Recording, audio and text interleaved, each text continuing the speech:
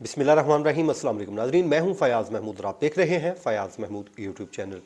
एक तवील गैप के बाद एक बार आपको सबको खुशामदीद। मेरी कुछ मसरूफियात थी जिस वजह से आपके साथ एक रब्ता मुनक़ता था, लेकिन अब इंशाअल्लाह रोज़ाना की बुनियाद पे आपसे बात होती रहेगी।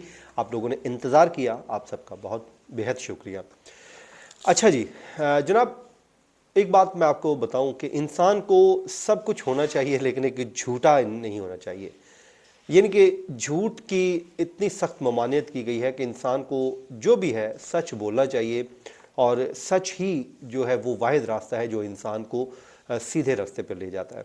जब हम झूठ बोलते हैं तो फिर उस झूठ को छुपाने के लिए, वो कहते हैं ना कि जब आप एक झूठ बोलते हैं तो फिर हमें उस झूठ को छुपाने के लिए 100 और झूठ बोलने पड़ते हैं। तो इसलिए ये झूठ बहुत बड़ी बीमारी है, इसको अगर समझा जाए तो।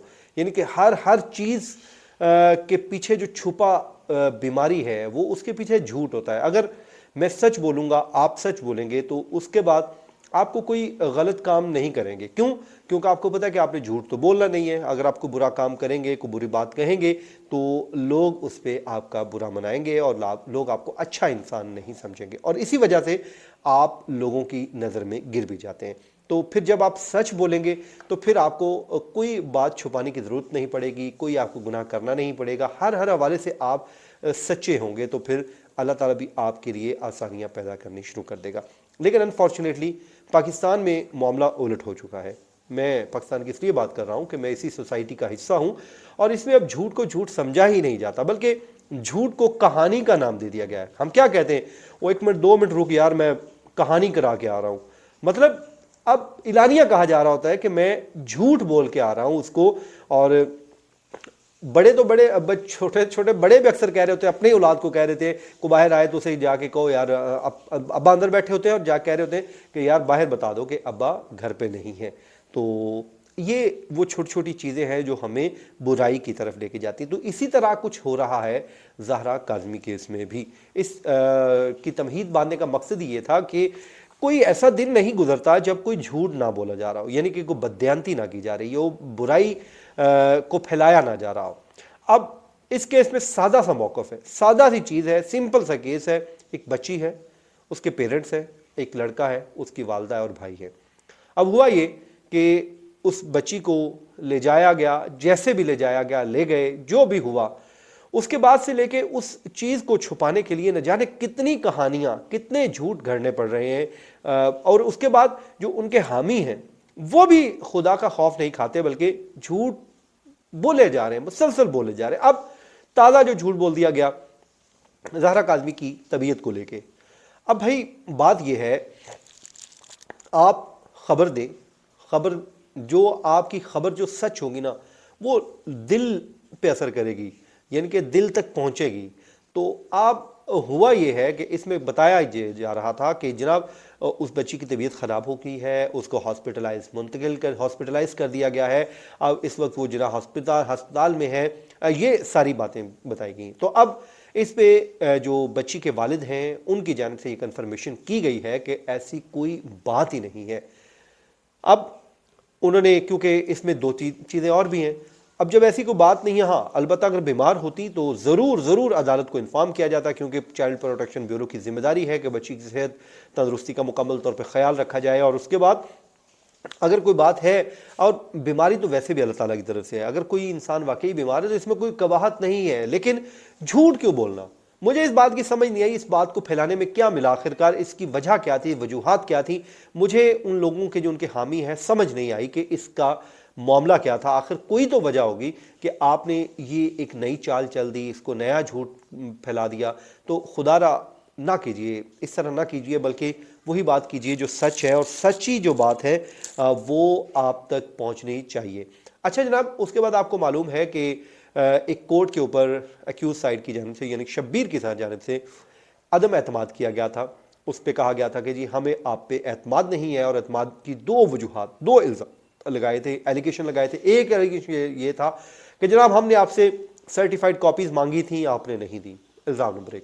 इल्ज़ाम नंबर 2 ये था कि जब आप एक हेयरिंग कर रहे थे तो हमारा जो सीनियर वकील है, उनके एसोसिएट वकील वहाँ पर आए थे और उन्होंने आपसे अदालत में बैठने की इजाज़त मांगी थी, तो आपने इजाज़त नहीं दी। इस वजह से हमें आप पे एतमाद नहीं है, आप इस केस से अलग हो जाएं ताकि इंसाफ के तकाजे पूरे किए जा सकें। इन इल्ज़ामात के तहत दरख्वास्त दायर की गई थी, जो नोटिस हुए हैं वो मेहदी अली काज़मी साहब को मौसूल हो गए हैं। अब पहले भी इस तरह की अक्सर जजेस के ऊपर इल्ज़ामात लगते रहते हैं अदालतें, लेकिन उस पर अदालत का इख्तियार है कि वो उस पर फैसला क्या करती है कि आया कि वो अलग होते हैं या फिर उसी केस को सुनते रहेंगे। लेकिन अगर ये कहा जाए कि इस केस को लटकाने के लिए मुसलसल कोशिशें की जा रही हैं तो ये गलत ना होगा, बेजाना होगा। यानी कि अब आप देखिए, पहले तो इस पे चार्ज फ्रेम नहीं हो रहा था, चार्ज फ्रेम के लिए तारीख ही मुकर्रर नहीं हो रही। जब चार्ज फ्रेम के लिए तारीख मुकर्रर हो ही गई तो उसके बाद जो है उसी दिन, वो उससे एक दिन पहले या उसी दिन जो खातून है नूर बीबी, उनकी जानिब से एक दरख्वास्त दायर हो जाती है, यानी कि उन्होंने सरेंडर कर दिया और उन्होंने अबूरी ज़मानत हासिल कर ली। पहले हिफाजती ज़मानत, फिर अबूरी ज़मानत। अब जब उन्होंने बेल ले ली तो ज़ाहिर है चार्ज फ्रेम का एक पूरा प्रोसीजर है। चार्ज फ्रेम का प्रोसीजर मैं आपको थोड़ा समझा देता हूँ कि चार्ज फ्रेम किया कैसे जाता है, फ़र्द जुर्म आयद कैसे किया जाता है। यानी कि जो चालान जमा हुआ होगा उसमें जो प्रोसिक्यूशन के एलिगेशंस हैं वो तमाम के तमाम उस चालान की नकूल जो है वो अक्यूज़ साइड को दी जाती हैं, और जितने भी नॉमिनेट अक्यूज़ हैं जिसमें जो चार्ज फ्रेम में जो उस दिन उनकी मौजूदगी ज़रूरी है, हाँ, जिसमें 87 और 88 की जो कार्रवाई हो रही है मेरे ख्याल में, उसमें जो अक्यूज़ फ़रार है उनको इश्तिहारी करार दिया जाता है, और उसके बाद जो बाकी उनकी जो फ़ाइल है वो क्लोज़ हो जाती है जब तक वो सरेंडर नहीं करते, लेकिन बाकी जो है वो अदालत के सामने पेश हो जाते हैं। तो फिर उनकी मौजूदगी में उनके ऊपर जो जितने भी एलिगेशन है जज साहब पढ़कर सुनाते हैं, और फिर वो उसी फैसले की, उसी चार्ज फ्रेम की रोशनी में उनसे पूछा जाता है कि क्या आप इन इल्ज़ामात को तस्लीम करते हैं। तो डेफिनेटली अक्यूज साइड कहती जी हम इन इल्ज़ामात को तस्लीम नहीं करते, यानी कि सेहते जुर्म से इनकार कर देने की बुनियाद पर अदालत ये कहती है कि चले इस्तग़ासा आपके ऊपर ये इल्ज़ाम लगाती है तो फिर हम एक जो प्रोसिक्यूशन है उसको एक मौका देते हैं, वो अपने तमाम तर इल्ज़ामात को अपने एविडेंस की रोशनी में साबित कर ले। अगर वो साबित करेगी तो आपको कन्विक्ट कर दिया जाएगा, और अगर आपको वो साबित नहीं कर पाती, अपने जो एविडेंस है वो इतना सफिशेंट नहीं है कि जिसमें समझा जाए कि आपने ही ये जुर्म किया है, तो अदालत आपको बाइज्जत तौर पर बरी कर देगी। ये है ट्रायल का बाज़ाब्ता आगाज़ हो जाता है। लेकिन अभी तक इस केस में अनफॉर्चुनेटली ट्रायल का आगाज़ ही नहीं हुआ। उसमें मुख्तलिफ टैक्टिक्स यूज़ किए जाते हैं कि चार्ज फ्रेम किस तरीके रोका जाए, और उसके बाद किसी स्टेज पे जाके ये रौला बना दिया जाए कि जनाब हमारे ऊपर तो इतना अरसा चार्ज फ्रेम ही नहीं किया गया, हमारा इसमें क्या कसूर है। लेकिन वो जज साहब उसमें आमतौर पे यही करते हैं कि जो भी साइड डिलेइंग टैक्टिक्स यूज़ कर रही होती है, जो उनको पेंडिंग के लिए कोई एडजर्नमेंट मांग रही होती है या कोई भी तरीके से, वो हर चीज़ को रिकॉर्ड पे ला रहे होते हैं ताकि एक रिकॉर्ड का हिस्सा बनता जाए। वो कहते हैं ना, इंसान झूठ बोल सकता है लेकिन एविडेंस जो होता है वो कभी झूठ नहीं बोलता, जो डॉक्यूमेंट है वो कभी झूठ नहीं बोलता। तो इसी वजह से ही ये डॉक्यूमेंट्री एविडेंस को रखना ज़रूरी होता है। तो अब देखते हैं आने वाले दिनों में इस केस का जो मामला है वो किस तरफ जाता है। लेकिन बहरहाल बच्ची की तबीयत बिल्कुल ठीक है, अल्लाह ताला से दुआ है कि वो सेहतमंद रहे और अपने वालिदैन के पास जल्द से जल्द जाए। मुझे दीजिए इजाज़त, अपनी दुआ में याद रखिए। अल्लाह निगहबान।